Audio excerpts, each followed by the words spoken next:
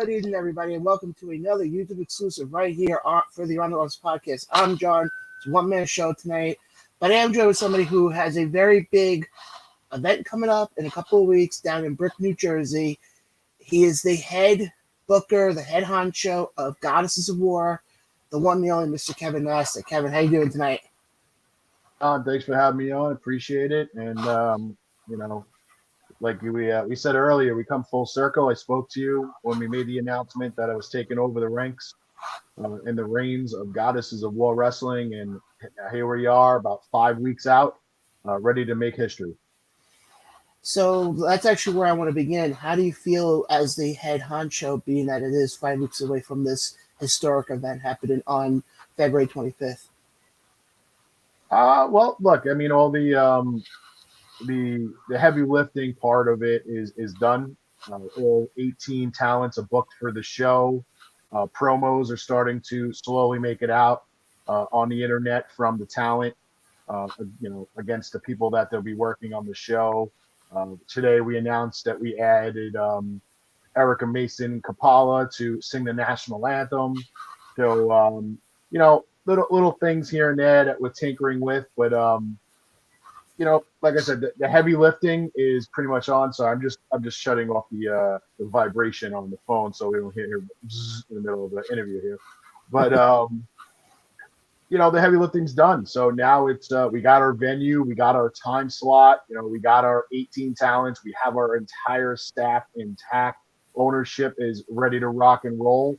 Now it's just time for me to head down to Brick, New Jersey, and speak to the local sponsors, the local businesses in the area, get them involved, little community outreach, and invite them to the show, and invite all the families and friends of the neighboring businesses, and show them what Titan Championship Wrestling and Goddesses of War Wrestling is all about in the Brick community. And I actually finally made my trip down to that area for Titan for the monsoon show this past weekend, and I will put it this way. I've been to quite a few shows in the last, since we started the show about a year and a half ago, and there was something different about going to a Titan show. I'll be the first one to say it. It was a different There's a lot of energy in the building, that's for sure. Especially at that show specifically, there were the two little girls who were in the corner. No, they were on the side. And they kept yelling at everybody. I was like, oh my God, this is amazing. Yeah, they were the two loudest supporters, and especially when Riley Shepard made her return, she came through that curtain. I heard them from the other side go crazy. I had to send Riley out there, of course, to stop Amanda, the Amazonian, from killing Titan General Manager SP Anderson. So, I guess we should thank those two girls for screaming initially, because that's when I knew Amanda was ready to go on the prowl. So I had to send Riley out. And I mean, that whole atmosphere that night, like I said, it was my first Titan show I've ever been at. And honestly, it was one of the better shows, top to bottom. But we're not here to talk about Titan. As much as I love Titan, we're not here to talk about Titan. We're here to talk about Goddesses of War. Now, obviously, the two big names coming in are AEW superstar Nyla Rose and former NXT superstar Sloane Jacobs, also known as Notorious Mimi. What's it like knowing that you have these two big names? I mean, one of them is in AEW right now, the other one used to be in NXT. What's it like knowing that they're both going to be at the show? Running Damage 365 Promotions, we're very, very familiar with Nyla Rose. We've been working closely with her since 2015. Every step of her career up the ladder, we've been there with her. And she's the type of person that, she doesn't forget where she came from. She's very humble. She forgets all those that helped her. So, when I picked up that phone and I said, hey, we need someone to really push the envelope and test the, at the time, current Goddesses of War champion Adina Steele. And she was like, absolutely, I'm in. Let's do this. And we were very happy about it. And unfortunately, the things that came down after we talked about it at Monsoon on Saturday, Dina Steele um, severely injured her shoulder, and she's going to be out of action for a long period of time. And she relinquished the title. And like they told the crowd, I didn't even bring the title out with me because at this point, I just feel like that championship title belt is jinxed. I mean, Vicious Vicky had the championship, she got injured. Riley Shepard had the championship, she got injured. Now Adina Steele had the championship, she got injured. Um, and then Amanda Fuentes was the champion, and everybody that was set to take her on wound up not showing up. So it was like, oh my God, this championship has got some bad stank to it. So I was like, we just chucked it in the garbage in the back. You know, SP Anderson looked at me like I was nuts. I was like, whatever, dude. You can, take the garbage back home with you. I don't really care. Um, you know, how are we going to relaunch a women's division and not, debut a brand new championship title belt to a brand new champion? You know, and we had to go out and get somebody now to push the envelope and take Nyla Rose on. And what a better person than the first ever Goddesses of War champion, the Notorious Mimi. So as soon as we picked up the phone and gave her a ring, she was like, absolutely. She's like, I'm loyal to Goddesses. That's where I started. That's where I was given a chance. And here we are, Mimi versus Nyla Rose.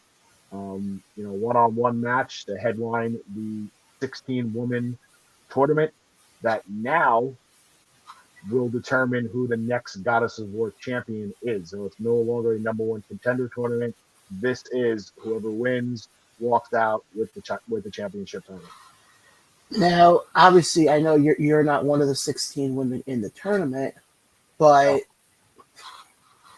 So, do you think now it kind of raises the stakes a little bit now for these women?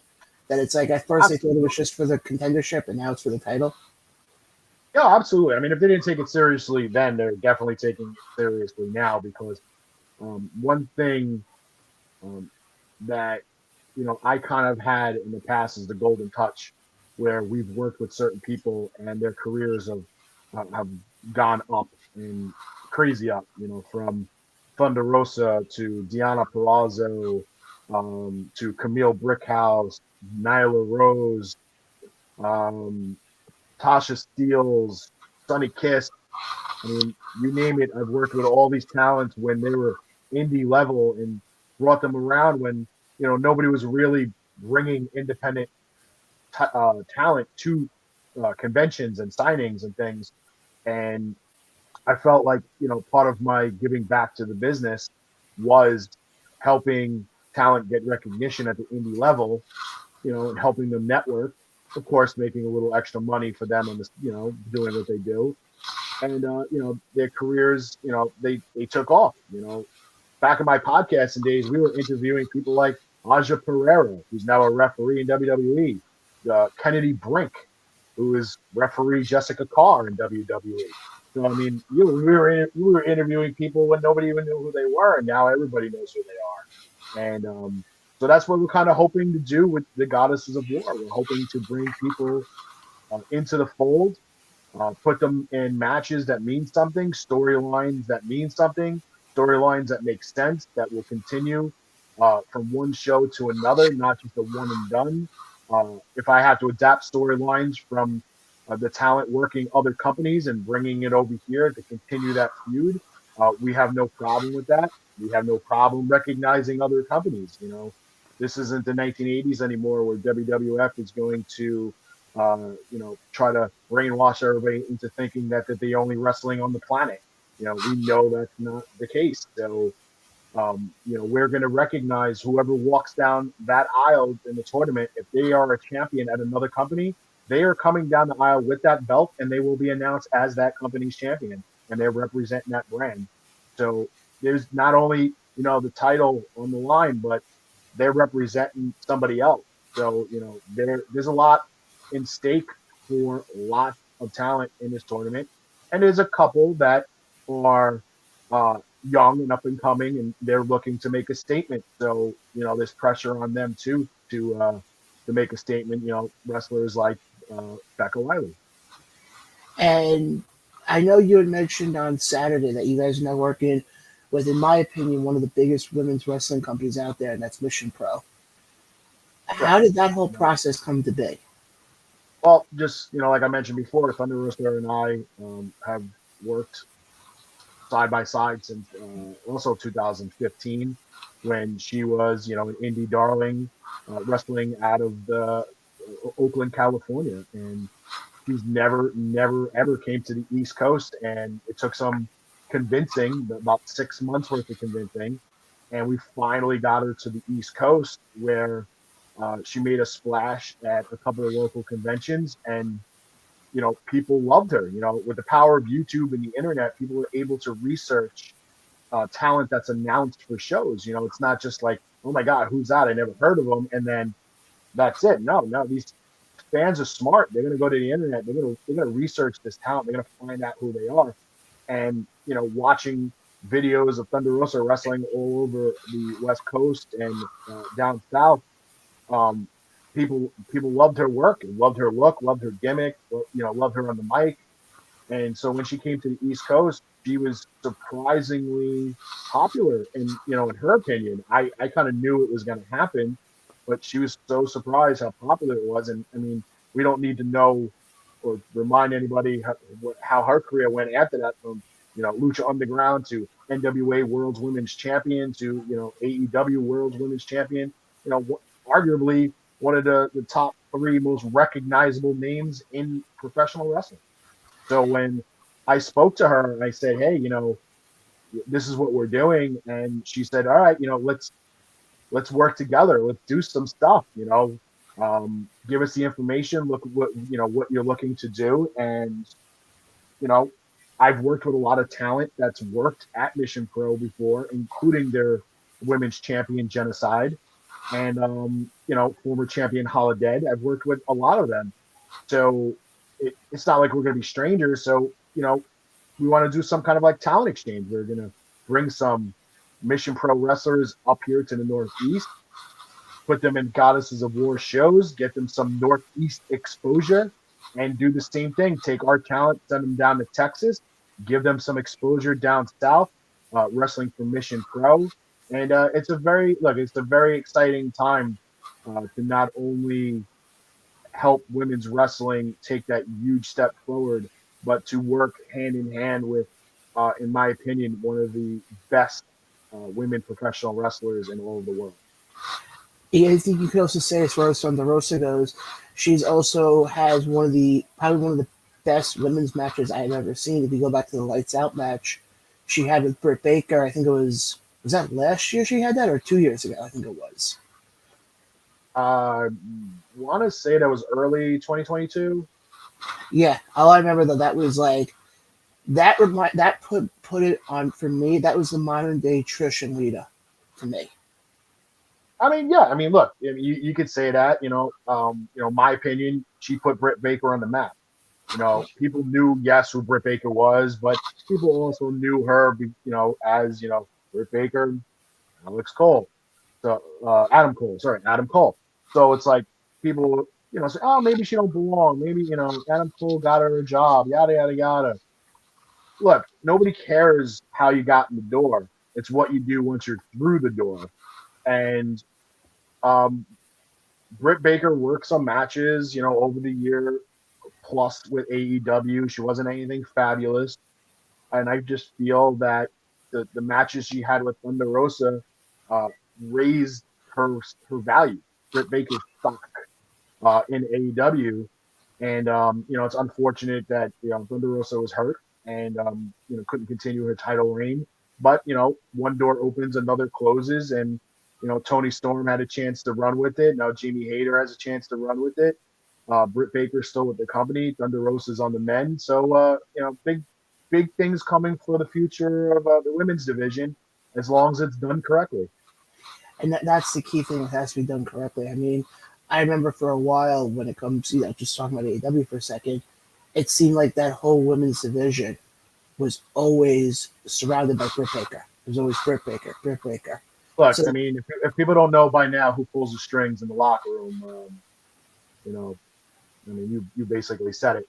They have some of the top, and I mean absolute top talent in the world, from Thunder Rosa to Mercedes Martinez, Serena Deeb.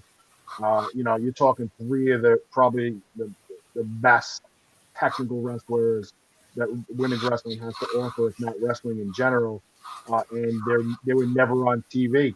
You had a former women's champion in Nyla Rose that was doing silly um, recorded crap on Rampage, and later on during the recordings, it just the women's division is not gotten a fair shake at AEW, and it's not going to until there's a woman in there that's not wrestling, but she's in charge and she has that experience and she has the power to make the decision, the beginning decision, final decision. Because women's wrestling is never going to succeed when there's a guy that is more of a fan than an owner calling the shots. And it's not a knock on, Tony Khan, but he needs somebody in there. He needs a Gail Kim type in there. Look how good the Impact Knockouts division is. And that's because you have somebody like Gail Kim running basically that division. ROH is going to grow within AEW, but it's not because of Tony. It's going to be people like Maria Kanellis and Serena Deeb and Mercedes Martinez. That's how it's going to grow. And the AEW's women's division needs to learn from those two brands to bring somebody in that's going to push the women's division to the levels that it hasn't been in the almost 3 years AEW has been around. no, I totally agree with what you're saying, and I mean I say a lot with on our show. When we do our show, and to me, you look at the women's wrestling, and like I said, I've been to a lot of on like independent stuff with WWE and whatnot.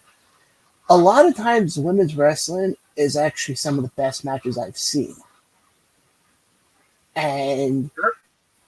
I'll give a great example. Yes, on Sunday I was at Garden State Wrestling. They did a show over at Richfield Park, and the semi-main event, I don't remember her name, but this was a woman who has also been on the AEW Dark. She teamed a lot with Hikaru Shida.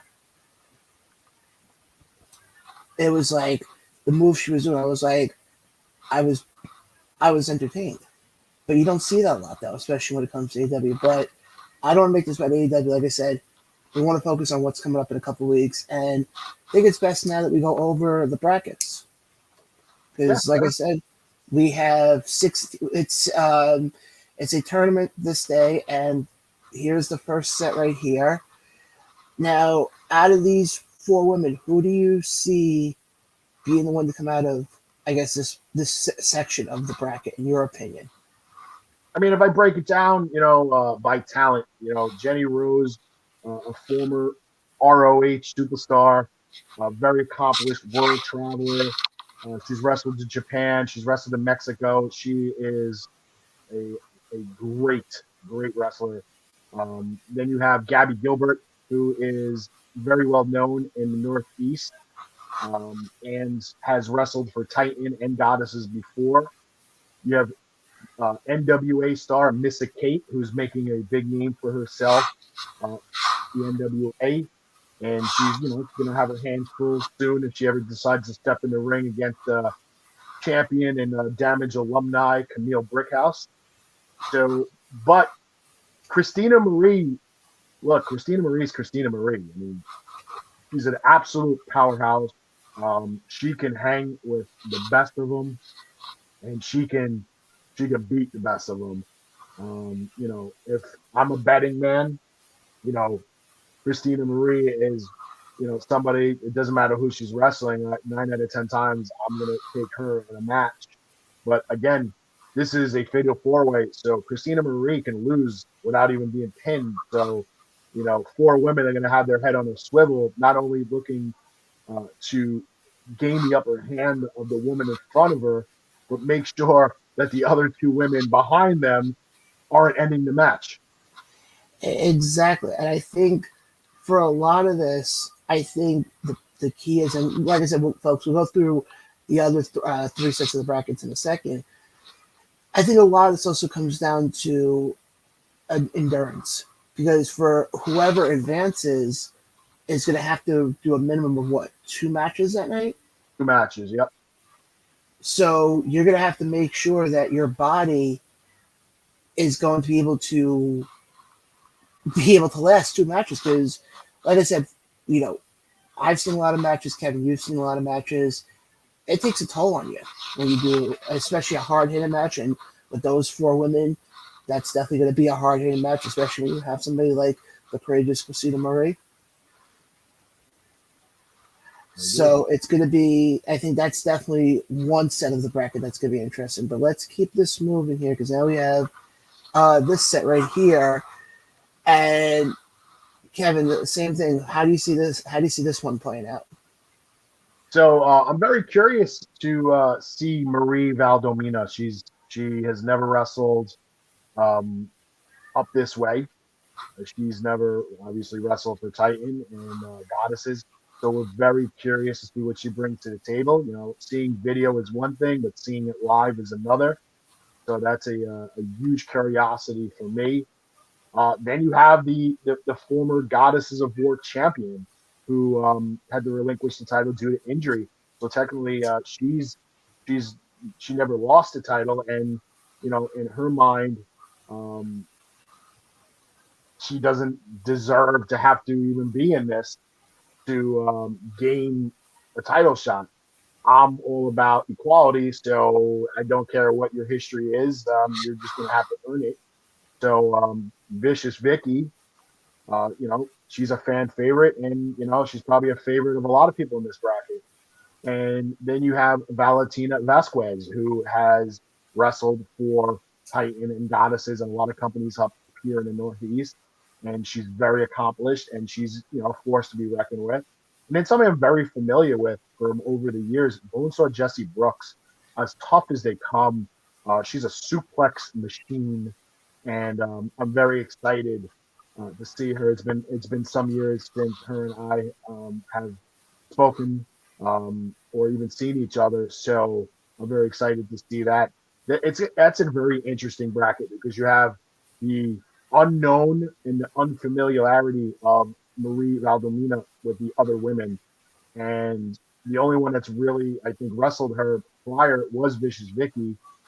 And then you have Vicky, and you have Bonesaw Jessie Brooks, and you have Valentina Vasquez. They're all familiar with each other, so it should be very interesting to see, you know, them all try to outsmart each other. Now, you mentioned Vicious Vicky, and she is a former champion. Do you think she's going into this almost having a chip on her shoulder, being that she had to relinquish Absolutely, the title? absolutely, yeah. I mean, I've heard it, you know, and then we released a promo the other day that she cut, and you know, she's already telling everybody how she's ready to put her trophy on the shelf and you know add it to her collection. And you know, I'm not anybody to knock the talent, but I think she needs to do a little less cereal and pizza reviews, and she needs to do a little bit more concentration on the 3 women in front of her, because those 3 women don't really give a crap what she rates some pizzeria in Edison, New Jersey. They care about her being in the way on their way to a championship.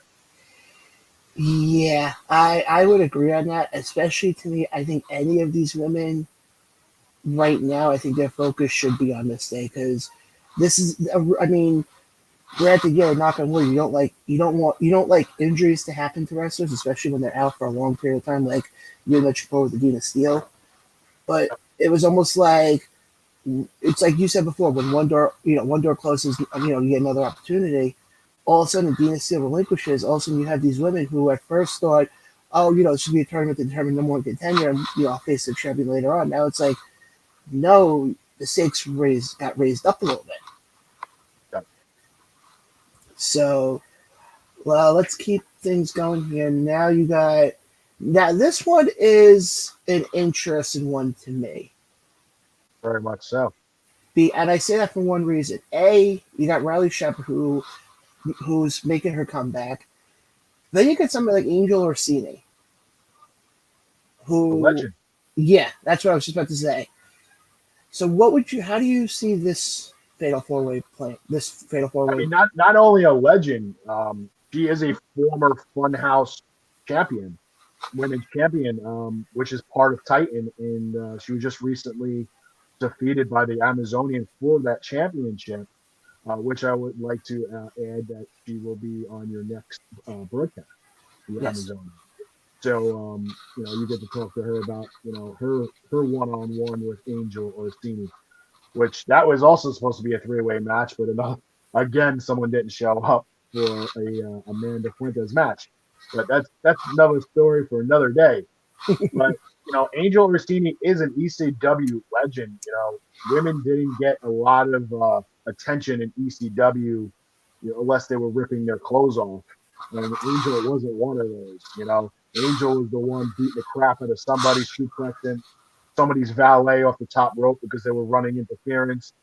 She is and was a force to be reckoned with. And if anybody looks at Angel Orsini as a symbol of the past, they're probably going to get the future smacked into them because she's here present.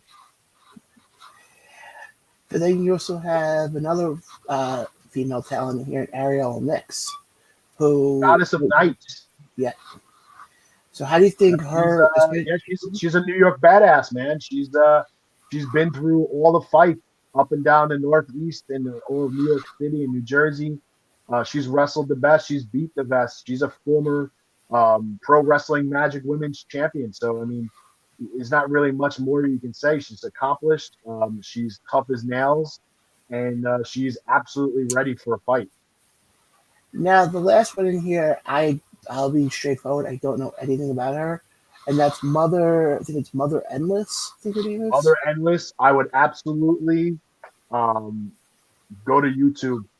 Um, First, watch her promo that we posted on social media, and get a little look of Mother Endless, and then watch her matches. Especially if you go to was it Mob Fi TV, and check out the early Goddesses of War shows. Mother Endless, she, she's a bad mofo. Let's just put it that way. She's got she's got some creepy vibes, kind of like a combination of Sue Young, Rosemary, but the strength of a holodead. I mean, yeah, she's the total package. She can cut a promo with the best of them. She can wrestle. She's got the look, and she can kick ass. That's for sure. So basically, what you're saying is she's somebody you don't want to piss off because she might be in this division, but she will kick your ass no matter what. Look, she's somebody that's going to be around. Let's just put it that way. She's not going to come into this tournament, win or lose and just disappear. She's going to make some noise, and she's going to push the envelope, and basically we're going to be using her more because she's not going to give us another choice because she's probably going to hurt some people and they're going to want some revenge. Now let's get to the last set right here, and this one intrigues me. Obviously, like you mentioned before, Amanda Amazoni will be on our next live broadcast. We also got Terry Calloway, JC Storm, and Becca Wiley. Now, I know it was mentioned at the Titan show that Becca Wiley is injured. Is she going to be medically Becca cleared? should be, yeah, she should be medically cleared by then. Um, she was having some issues with her wrist. I think she fell oddly on that wrist during training. So basically, she's gonna have to ice and wrap it up. If she's got to wrestle with it wrapped up on February 25th, so be it. This is not a position that she needs to take lightly. This is not a position that she should take lightly. and this is not a position that she should allow to get away from her. These opportunities are not just gift wrapped and handed to people. So, if she pulls out of this because of injury, she might not get this chance again. So I don't see Becca. It'll take a body catch for Becca not to be there. Let's put it that way. And then you also had somebody in JC Storm. Now, obviously, people know JC Storm over from Pro Wrestling Magic, as she held their title for most of 2022, and she's just part of one of their bigger factions in Espados Unidos. What's your thoughts with her? She's somebody that we've brought around too. Last year we brought her to big event and gave her a chance to interact with the New York City fans and network a little bit. And then 3 weeks later, she got the call to do AEW Dark. So is that the golden touch? Maybe coincidence, possibly, but they saw something that I already saw. JC Storm is a total package. And don't be fooled by her size. She will hurt you, and she's good from top to bottom, totally across the board. JC Storm is a force to be reckoned with in this tournament for sure. Then you also have Tara Calloway. What's your thoughts with her in this tournament? Tara Calloway, I've been a fan of for a very long time. Not only in the between the ropes, but outside. She's somebody that is a supporter of women's wrestling and mental health. And Dropkick Depression is the company that she runs to bring awareness to mental health. And she will be at the Fan Fest before the show promoting Dropkick Depression. So if anybody suffers from any sort of mental health issues, please go see Tara Calloway at the Fan Fest prior to the tournament. Take a flyer, take a bracelet, take a pen, whatever it is, take whatever phone numbers she gives you that helps.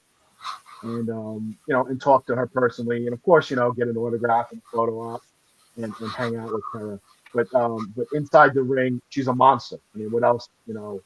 What else can you say? The girl used to come down with a dinosaur head. I mean, you do that, nobody's gonna say anything to you. Who's gonna tell her, hey, that looks silly. You got a dinosaur head. She'll pound you into the pavement. She's one of the more hardcore female wrestlers in the Northeast. I wouldn't mess with her. But the other one in the tournament, Amanda Fuentes, the Amazonian, she took it upon herself to call out Tara, and now you got these two monsters in this bracket. We're just gonna have to make sure that the ring is stabilized, because we could have Becker and JC Storm being bounced into the third row. As you were saying that, and I remember seeing Amanda at the Titan show, and how you described Tara, I'm like, yeah, JC Storm and Becker are going to have a tough time in that matchup. Have to use that speed, and they're going to have to, outwit, outsmart, and hopefully tire out the bigger opponents. Other than, if not, it could be a very short night for either one of the Becca or JC. But you never know. I mean, there's some bad blood right now between the Amazonian and Tara. So who knows? They might just go right at each other and start beating the crap out of each other, and leaving Becker and JC to take care of their own business. But then, I mean, you look at, like I said, we've gone over the entire bracket. There's a lot of former Goddess of War champion. There's a lot of women's champion. There's a lot of legends. I think it's best to say whoever comes out of this tournament as the new Goddess of War champion is going to be the best of the best. That's fair to say. It's also, I feel, whoever comes out of this tournament is going to be a part of history. Every woman in this show is a part of history. But now you leave with that championship held high, or if you put it around your waist, whatever way you want to fashion the championship belt, the brand new championship belt, you're going to be a part of history, because now you're doing exactly what we wanted to do with this company, was push women's wrestling to the forefront of the industry. And now you are the company leader. You are the face of the brand that's trying to change the thought process of how women's wrestling is booked. And like I said, when it comes, the reason why I said top best of the best is, I mean, we just went through all the names, and a lot of people in this tournament have held belts before. They know what it takes to get to the top, and the fact that they're gonna have to go through basically, you want to figure out four people because you have the fatal four ways, and then you have the next round after that. It's gonna take a lot. Whoever wins this to take the belt off of them. It's gonna take a lot. It's going to, because if you can survive your fatal four way and then you can survive the single elimination match to follow, it's going to take a lot for somebody to go one on one with this person and just be able to take the title off them. Like you said, we have a lot of experience, with champions from other companies, but Amanda Fuentes is a former Goddesses champion, current Funhouse Women's champion. Riley Shepard is a former Funhouse Women's champion and a former Goddesses champion. Vicious Vicky, the same, former Funhouse Women's champion, former Goddesses champion. Ariella Nix, JC Storm, former Pro Wrestling Magic Women's champion. Bonesaw Jessie Brooks has held titles everywhere she's ever worked. Doesn't matter what borough of New York, she's held titles. So it's going to be very interesting. And then you add into the mix the unknown factors of Marie Valdomina, the star power of a Missa Kate from the NWA, and the absolute creepiness of Mother Endless. So you get a little of everything. So these women are going to have to have their head on a swivel. I mean, I can't really put it any other way other than that.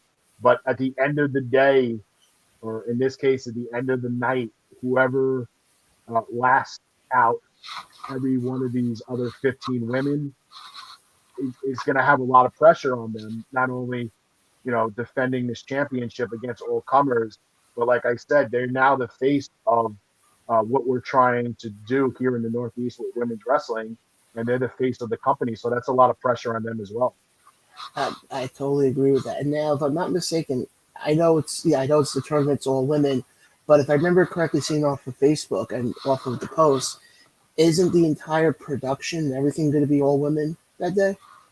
It absolutely is. Yeah, if you give me a minute, I will break that down for you. Absolutely. So, our ring announcer is a female, Rosaria Elsa. She is our ring announcer. Our broadcaster and color commentators are, I think it's Candace Owens and Kimmy Sokol. If people know Kimmy, she did the Goddesses podcast with us. Referees is Crystal Morero and Jessica June. And our backstage correspondent is Samira Corey, who will also be doing the interactive trivia with the fans at intermission. We have our belt presentation will be presented by our honorary goddess Bella. And we have a all-female photographer team in Jeanette and Kim. Sorry, not Kimmy. We have a Kimmy. We have a Kim. And then, as announced today, Erica Mason Kapala is doing the national anthem. And then we also have Marie Shadows that's going to be there, being our official D365 Cup podcaster and media company. I will say this much: Erica was the one who did, I think, the national anthem at Titan, right? Correct. One of the best renditions I've ever heard of the national anthem. One of the best. So, we're ready, dude. I mean, we're right now we're putting together. We're extending invites out to vendors if they'd like to bring a female talent that won't be on the card, but she'll be signing at the 2-hour fan fest. We're basically offering. We already have one table assigned. We have 4 more tables available for any vendor that wants to bring in a female talent, independent or otherwise, to help promote them during the fan fest. We are going to be communicating this week and next week with food trucks that are going to come to the venue in the parking lot And when the fan fest is over and everybody exits and we have to reset and get the chairs done and everything and all the tables broken down, everybody will have a chance to enjoy themselves with nice meals out in the food trucks. They can eat in their cars. They can, chill out. Like literally, it's February. They have no choice but to chill out. But and then at 6 o'clock they'll be allowed back in, and we'll be able to, you know, rock and roll and get the show started. And it's it's we're doing things that aren't being done, and if they are being done, no one knows about it because they're probably not being done correctly. And it's not a knock on anybody because this isn't easy. Some people get so overwhelmed to do this, but because of my own company and pretty much doing this for a living, um, as far as the convention and fan fest side, to do this for independent wrestling for me is it's kind of easy. I feel like it's second nature to me, and I'm happy, and I'm doing this. I'm doing this for women's wrestling. I get nothing out of it but smiles, seeing the little kids walking in, all happy, get to see their heroes, their future stars. Like you said it, the girls that were screaming and having a great time on Saturday at the Monsoon 3-year anniversary show. Their reaction alone makes me just validates to myself why I do what I do with the promotion of women's wrestling. Hearing those little girls excited because Riley Shepard returned and came out. And when I was in the ring making my announcements, the crowd reaction, the pop that I was getting when I named about being an all-female production team, as well as the 18 stars that it will be in the ring, that will be back there in brick, and the fact that we're presenting a new championship title, and Riley Shepard's return, the main event with Nyla Rose and Mimi. It just there's just so many things coming together, and I'm excited. I'm not even in it, and I'm excited. And I didn't even get to talk to all these businesses yet. I'm gonna be going to like the YMCA's, the JCC's, the Boys and Girls Clubs of America. I mean, I don't care if I get to walk into like the headquarters of the Girl Scouts. I'm going to promote the hell out of this show, and I'm going to make sure every local business and every um, basically company that does things with kids knows that there is a all women's show going on in Brick, New Jersey, and this is the chance to come out with your family. It's an inexpensive night out. You got the 2-hour fan fest at the beginning of the show from 3 to 5. We had the food trucks from 5 to 6. Gates open at 6.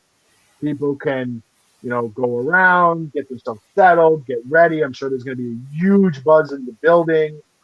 And then the first bell is at 7 o'clock. We'll have the national anthem. We'll have entertainment. We'll have wrestling. And at intermission, we'll have interactive trivia where Samira will come out and she'll start asking trivia questions in regards to the talent that is in the building that day. And, right or wrong, they're going to be getting prizes, signed, pictures and items, from talent past past and present, and probably future, for the goddesses, and just everybody's going to go home happy, and that's the main thing. It's not only just making sure that talent is happy or the production team's happy or the owners are happy or I'm happy. It's about making sure the fans are happy, and my main focus is to fill that place to the point where they're going to be like, Kev, we can't let any more in. Hey, that would be a great thing. And it's funny, as we've been talking, I just have chills going down my spine going over this thing. And like, and you said it before, and I'll piggyback on it. I'm not even listening. And I'm looking forward to it. Yeah, I mean, look, I had a lot of podcasts reach out to me, and they're like, oh, how can I get involved? And you know, I, I got to say, I'm like, look, this is an all women's production, so any promotion that you as a podcast can give these ladies for their shows, for their matches, for everything that we do for them, is great. and that includes coming to the show, buying a ticket, sitting down, enjoying the show, maybe going to the table during the pre-show, and getting a photo op and an autograph from these talents because, look, they don't make a ton of money. Gas isn't cheap. Maintenance on cars isn't cheap. Food isn't cheap. Um, you know, and for them to keep themselves in shape isn't cheap either. You're talking gym memberships. You're talking about strict diet, strict things that they have to eat, and we already know the prices of eggs these days. So, it's not cheap to stay in shape. So any support, money wise or otherwise, uh, these ladies can get, it helps because look, it's a male driven business. It's not a lie. There's no exaggeration to it. They're never going to get paid like the males do in this industry, but they can make their own if the fans come out and support. And that's what we're asking. Come out and support. You will be very happy of the product we're going to put out there, and we're going to set a precedent of the product that we will continue to put out there. Every show will be worth attending, and it's not just a goal to make history with one show. It's my goal to make history with every show. And I also do this way with us, with the Army Ropes podcast, we will put it out there every show that we do. Even on the other shows that we have on our network, they'll also be put out as well.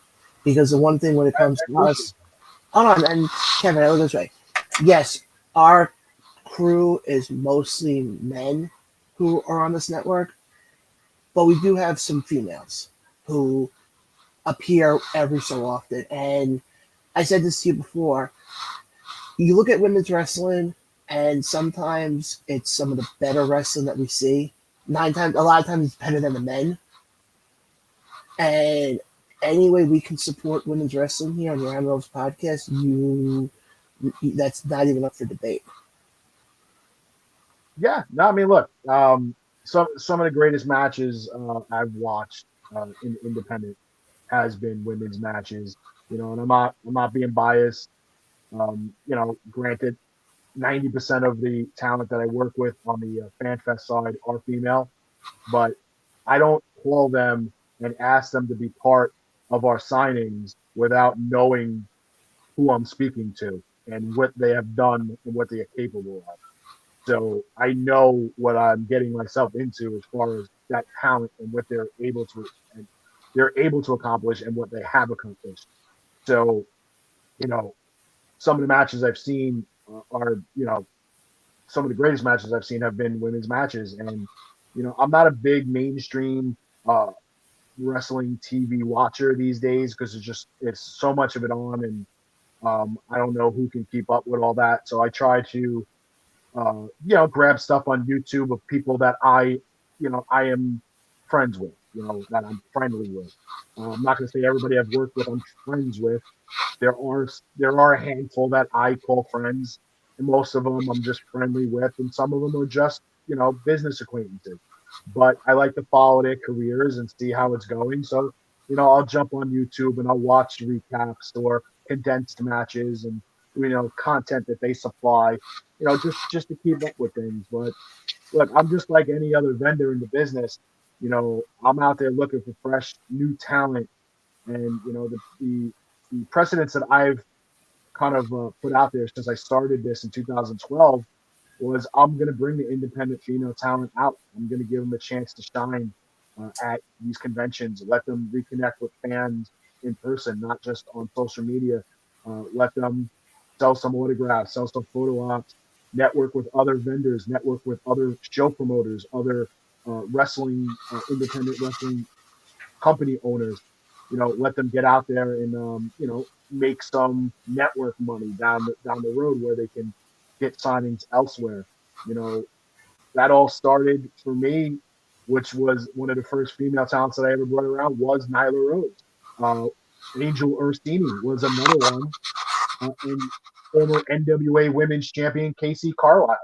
Those are talents that I brought around years and years ago that weren't household names, but I saw in them that if we got them out there, fans would come. And guess what?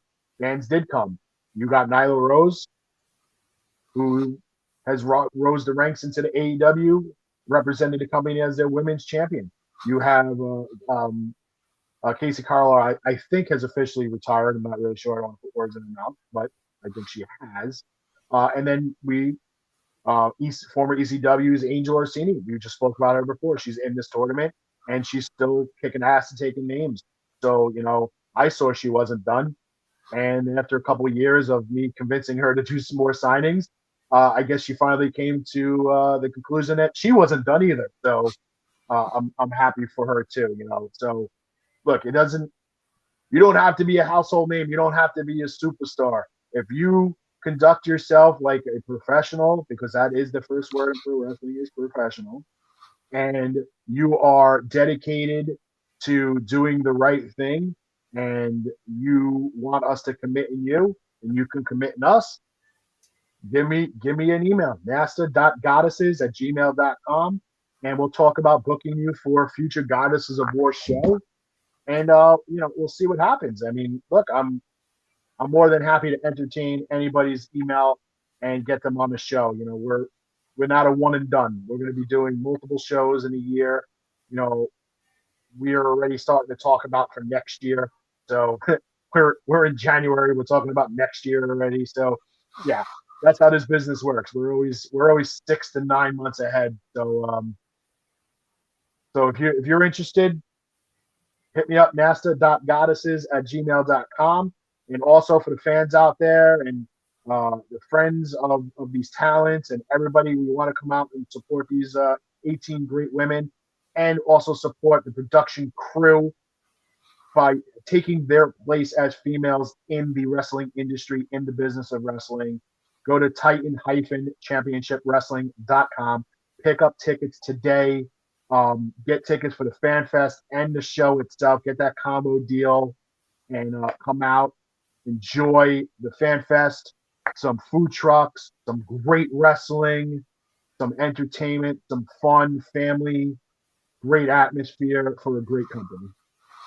You basically just took my last. You just answered my last question I was going to have as far as where can people buy tickets. But Yes. But again, folks, like Kevin said, and I piggyback off what he said, I saw it at Saturday when I was down at Titan.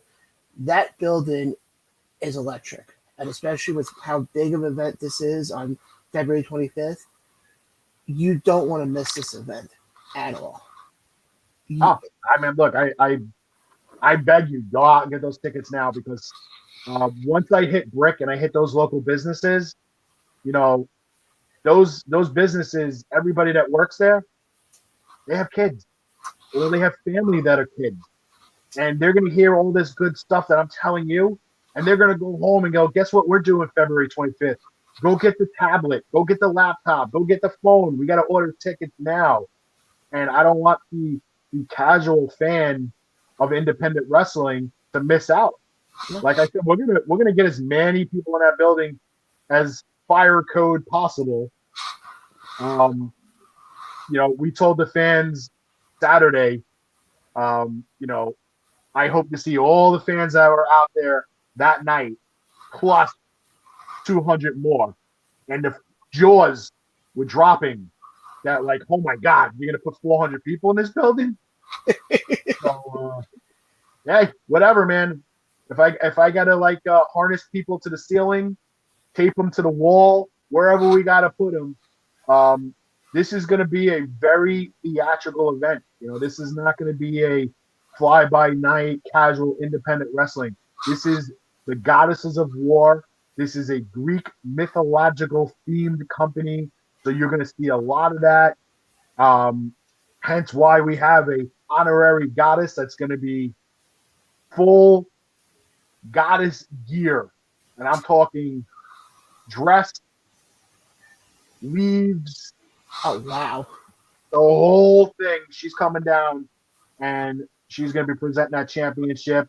It's going to be the white carpet, beautiful white carpet that they're going to be walking on. We might even have a couple of guys come out and be flower petal bearers and throw the flower petals down for the girls.